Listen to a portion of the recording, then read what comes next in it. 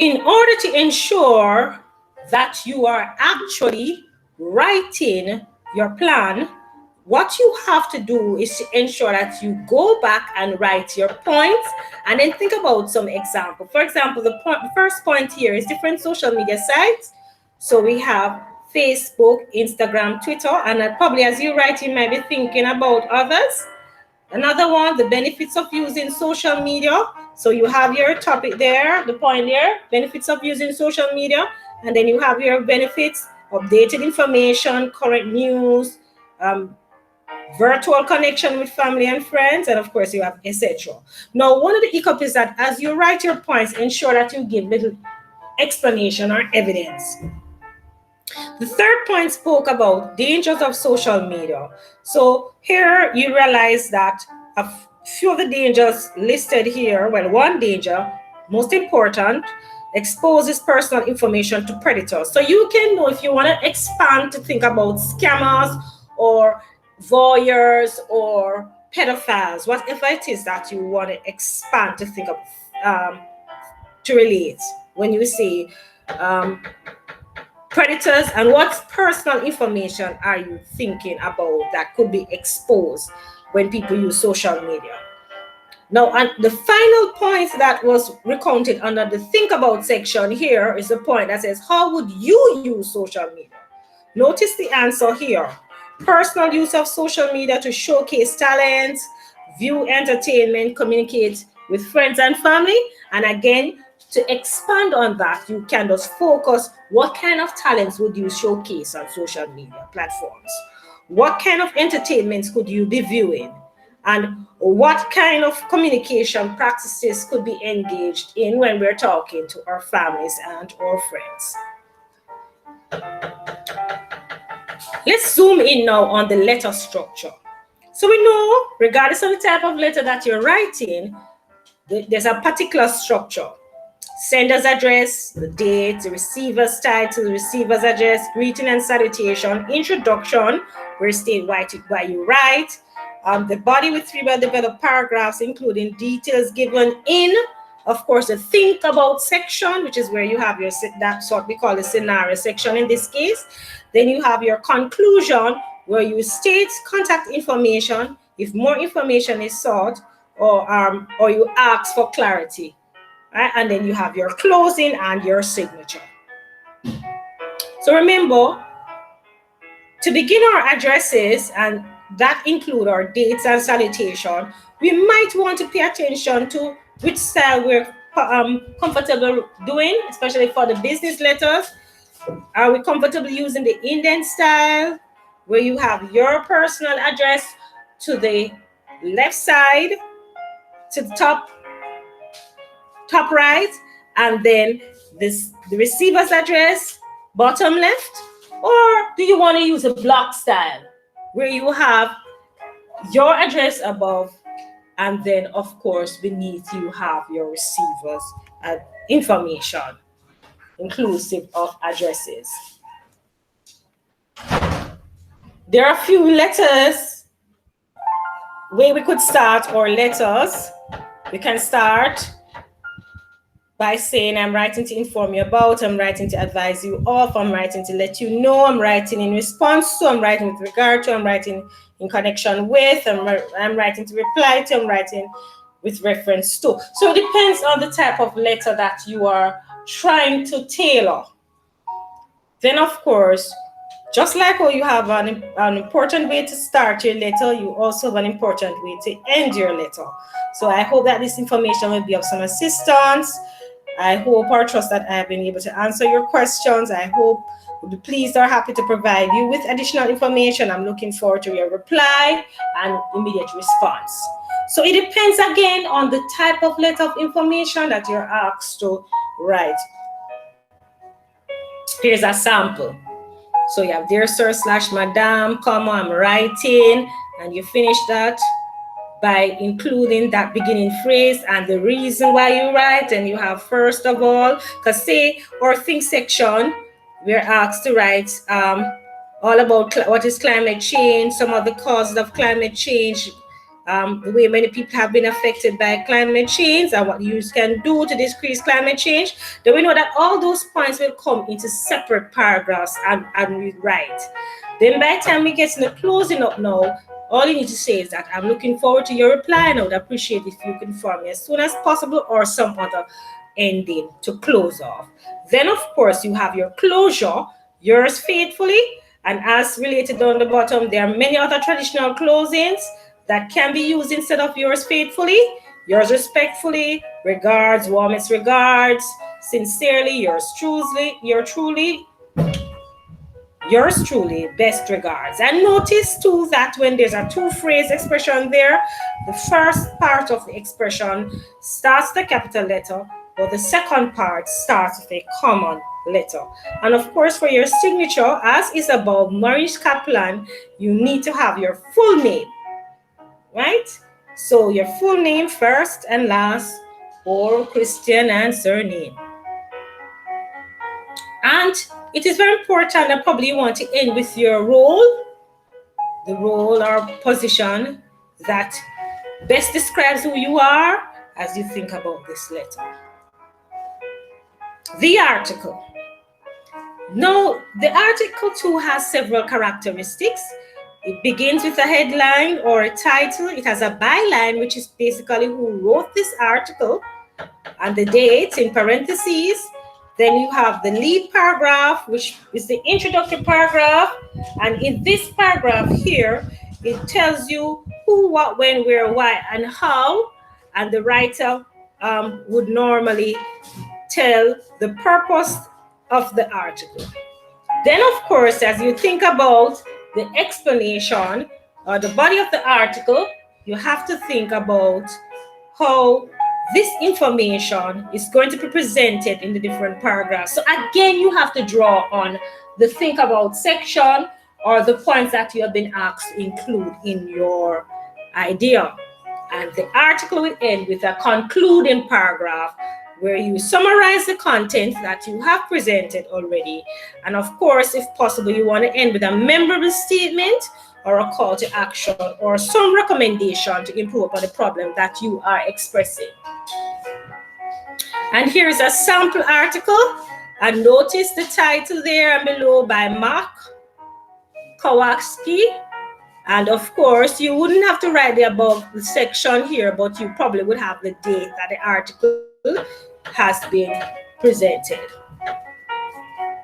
And you have your body paragraphs, and above each you have specific headings just to begin your body paragraphs. Conclusion. The blog. So far we have done the article, we've looked at the letter, and now we're going to review the blog. And I think the most important thing about the blog is that you want to start with a catchy title.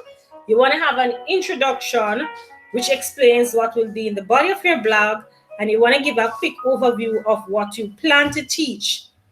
Then, again, as you get into the body of your subheadings, under your subheadings that you would have presented, you're going to again go back to your think about section or what you must include, and then write on those points right here. At the end of it all, you're going to ensure that you have a conclusion with recommended solutions. And remember, it's a blog, so you want to end with a question just to get some kind of engagement at the end. So remember to include the points from the think about section, include all the points, give examples or explanation, and to use paragraphs. So here is a sample blog. I'm going to just give you a couple of seconds to look at it. And as you look at it, focus on what appears under the different headings.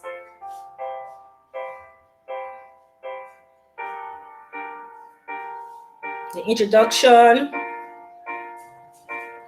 the structure, important facts, interesting blog post, and of course, the conclusion. And notice the question. If you were to write a blog, what would you blog about? Because remember, the topic was about how to write the most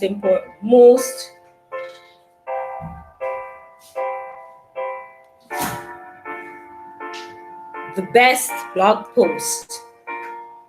So you want to verify that what you have written on a blog, what was the title? Did the introduction explain what will be in the body and what we taught? Were there subheadings? How many? How many body paragraphs did you see? Were they well developed? How do you know if they were or weren't well developed? Was there a conclusion? Was there a question at the end?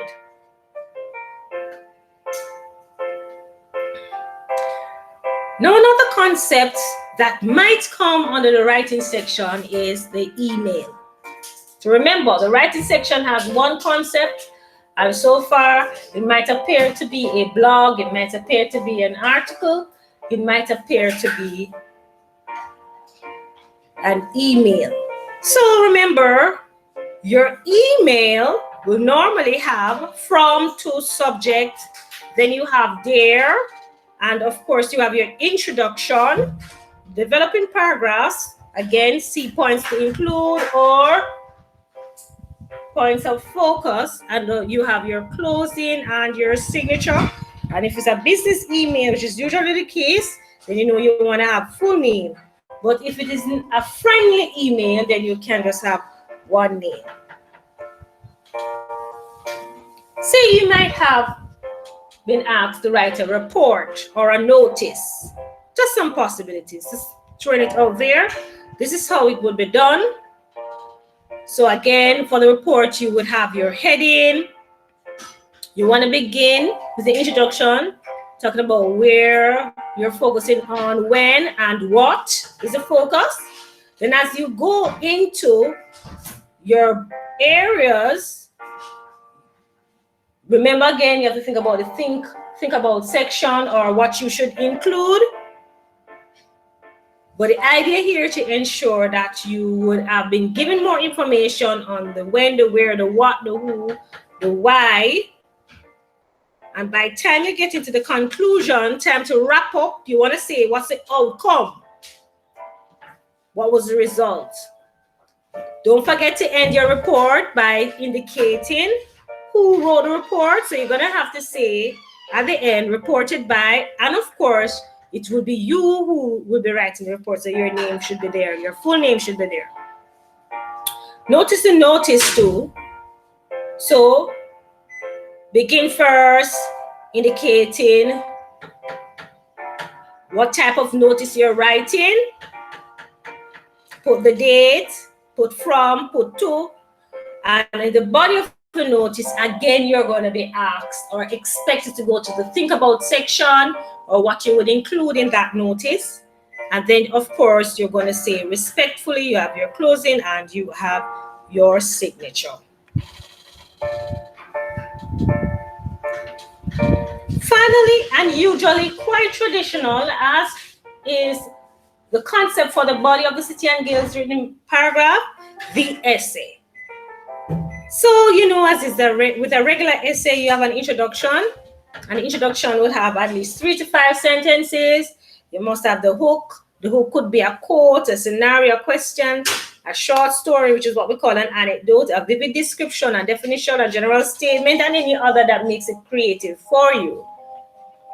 Then you have your background information where you state your opinion on that topic of concern, and you have your thesis. So you're going to choose the arguments that you know would best convince your reader about the position that you plan to write on. And by the time you get into your paragraphs 2 to 3, you know, again, you're going to go back to that think about section and you're going to write those ideas there, ensure that they would have linked appropriately with your thesis points. And then you are going to ensure that you explain, because you want to give support to those points that you would have had there. Because by extension, each paragraph that makes the body paragraph should ensure that they use at least 5 to 8 sentences. So you're going to have your transitional phrase, you're going to have your specific detail to support whatever it is that you're writing. So it might be facts, statistics, quotation, studies, research, whatever. And you want to conclude by linking, end with a phrase that connects to the next point or that gives some continuation as relevant to the topic. And by the time you get to your conclusion, which of course too is a summative approach. You want to begin with a transitional phrase. You want to summarize or restate your thesis points. You want to restate your opinion of the whole essay, and you want to give recommendations. We'll give you a couple of seconds to see some time transitions that you could use possible for your essay, right?